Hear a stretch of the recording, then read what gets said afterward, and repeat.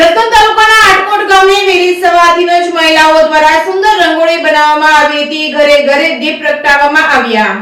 જસદણ તાલુકાના આટકોટ ગામે આજે અયોધ્યામાં પ્રાણ પ્રતિષ્ઠા મહોત્સવ હોય તેને લઈને મહિલાઓમાં પણ ભારે ઉત્સાહ જોવા મળી રહ્યો છે. ત્યારે આજે વહેલી સવારથી જ મહિલાઓ દ્વારા વિવિધ રંગોળી, જેમાં અયોધ્યાની રંગોળી, રામ સીતાની રંગોળી બનાવવામાં આવી હતી. નાના રામજી મંદિરે પણ મહિલાઓ સુંદર રંગોળી બનાવી હતી અને ગામમાં ભારે ઉત્સાહ જોવા મળી રહ્યો છે. બપોર બાદ બંધ પાળી શોભાયાત્રામાં જોડાશે. રામજી મંદિરે આરતીમાં ઉપસ્થિત રહેશે. વહેલી સવારથી જ ઘરે દીવા પ્રગટાવવામાં આવશે. તેમજ નાના રામજી મંદિર ખાતે ભવ્ય રંગોળી મહિલા મંડળ દ્વારા બનાવવામાં આવી હતી. Reporting by Karshan Bamta, Atkot. Hello, જય શ્રી રામ. આજે 500 વર્ષ પછી અયોધ્યામાં રામ ભગવાન પધારી રહ્યા છે, ત્યારે અમારા ગામ આટકોટમાં જાણે દિવાળી હોય એવો માહોલ સર્જાયો છે.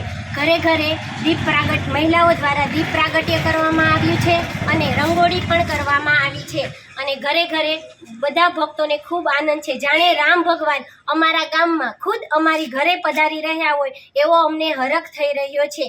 અને આ જે પ્રાણ પ્રતિષ્ઠા મહોત્સવ છે તેના માનમાં અમારા ગામમાં પણ 4 પ્રકારના કાર્યક્રમનું આયોજન કરવામાં આવેલું છે, જેમાં 12 ને 22 મિનિટે રામજી મંદિરે મહાઆરતીનો કાર્યક્રમ છે, જેમાં મહિલાઓ દ્વારા આરતીની ડીશો શણગારી અને મહાપ્રસાદ પણ લઈ જશે અને ત્યાં આરતી કરવામાં આવશે.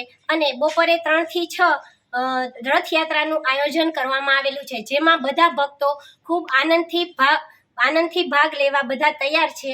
અને સાંજે રાતના જે સૂર્યમુખી હનુમાન મંદિર છે ત્યાં સુંદરકાંડનું પણ આયોજન કરવામાં આવેલું છે અને રાત્રે આતશબાજીનો કાર્યક્રમ પણ છે, જેમાં ગામના બધા લોકો ખૂબ આનંદભેર જોડાય એવી બધાને અપીલ છે.